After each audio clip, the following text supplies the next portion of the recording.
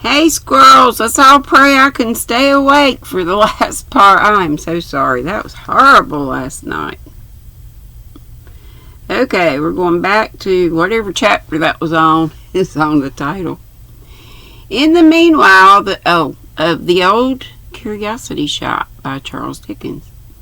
In the meanwhile, the caravan blundered on as if it had been drinking strong beer and was drowsy, and it came at last upon the paved streets of a town which were clear of passengers and quiet, for it was by this time near midnight, and the townspeople were all abed, and it was too late an hour to repair to the exhibition room. They turned aside into a piece of waste ground that lay just within the old town gate, and drew up there for the night, near to another caravan, which, notwithstanding that it bore on the lawful panel the great name of Jarley, and was employed besides in conveying from place to place the waxwork which was its country's pride, was designated by a groveling stamp office as a common stage wagon, and numbered too, like also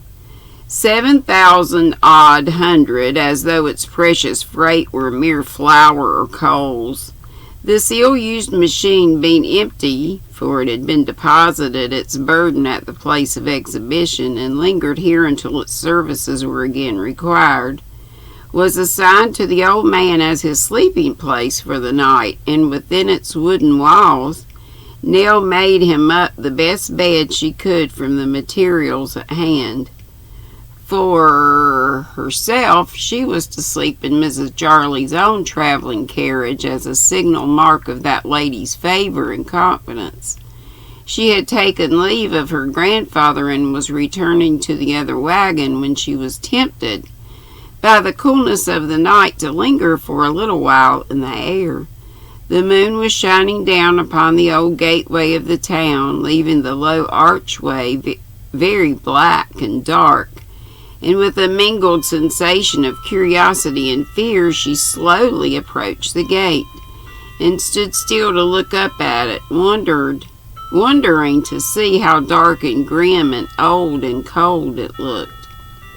There was an empty niche from which some old statue had fallen or been carried away hundreds of years ago, and she was thinking what strange people it must have looked down upon when it stood there, and how many hard struggles might have taken place, and how many murders might have been done upon that silent spot,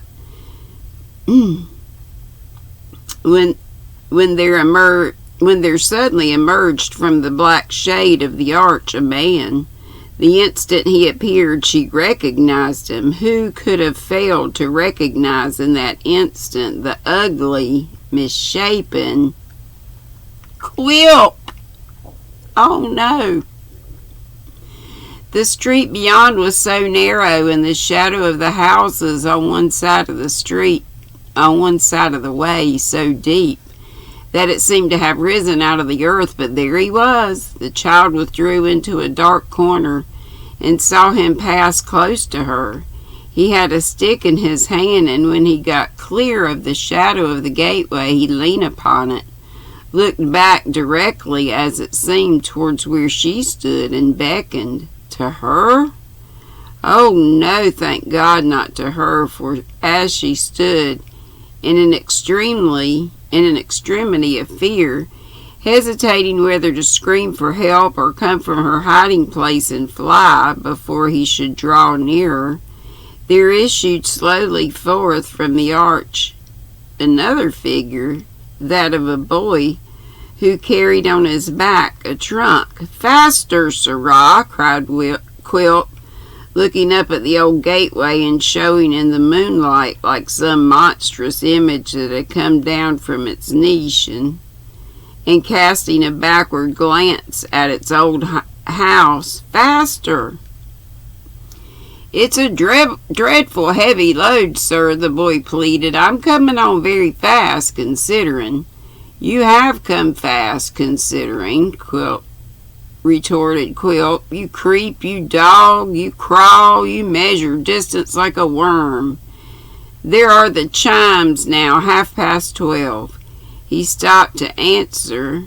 No, he stopped to listen, and then turning upon the boy with a suddenness and ferocity that made him start, asked at what hour that London coach passed the corner of the road. The boy replied, "At 1.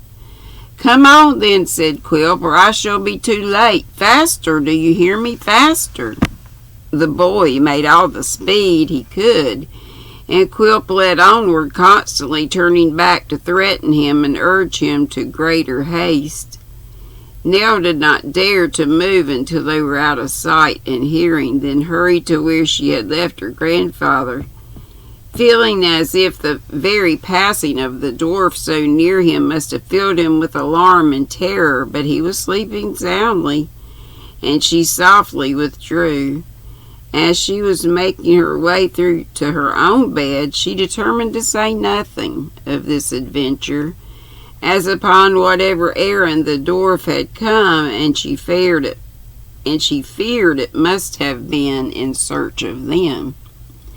It was clear by his inquiry about the London coach that he was on his way homeward, and as he had passed through that place, it was but reasonable to suppose that they were safer from his inquiries there than they could be elsewhere. These reflections did not remove her own alarm, for she had been too much terrified to be easily composed, and felt as if she were hemmed in by a legion of Quilps, and the air itself was filled with them. The delight of the nobility and gentry and the patronized of royalty had, by some process of self-abridgment known only to herself, got into her travelling bed, where she was snoring peacefully, while the large bonnet, carefully disposed upon the drum, was revealing its glories by the light of a dim lamp that swung from the roof. The child's bed was already made upon the floor, and it was a great comfort to her to hear the steps removed as soon as she entered, and to know that all easy communication between persons outside and the brass knocker was by this means effectually prevented. Certain guttural sounds, too, from which time to time ascended through the door of the caravan, and a rustling of straw in the same direction, apprised her that the driver was couched upon the ground beneath, and gave her an additional feeling of security. Notwithstanding these protections, she could get none but broken sleep by fits and starts all night, for fear of Quilp, who throughout her uneasy dreams was somehow connected with the waxwork. It was waxwork himself, or was Mrs. Jarley and waxwork too, or was himself Mrs. Jarley waxwork and a barrel organ all in one, and yet not exactly any of them either. At length, towards break of day, that deep sleep came upon her which succeeds to weariness and overwatching, and which has no consciousness but one of overpowering and irresistible enjoyment. And that's all of chapter 27. And I'm going to stop there. I know it wasn't much, but I don't want to put y'all through what I was last night. And I got to get back on this. Y'all, again. I don't know whether I said this on here or whether it was on my Squealing Squirrel mail. I want to just tap a wand and this turn into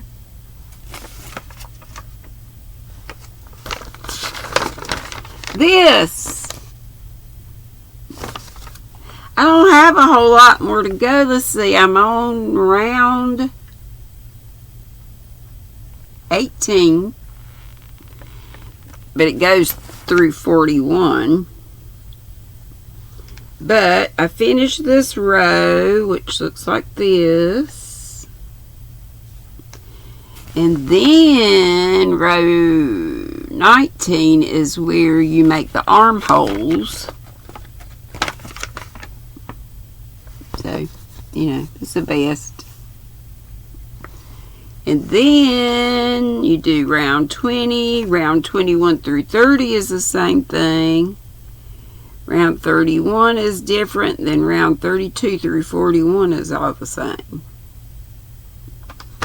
Should be easy peasy if I can just stay awake. Please, dear Lord, let me get that done. Because I want to get back on my do-rags.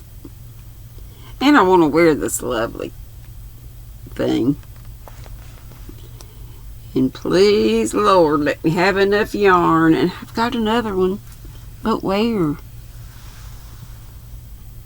It might be behind those other rows. Let's hope. Love y'all. Be sweet. Don't be ugly. Love ya. Bye.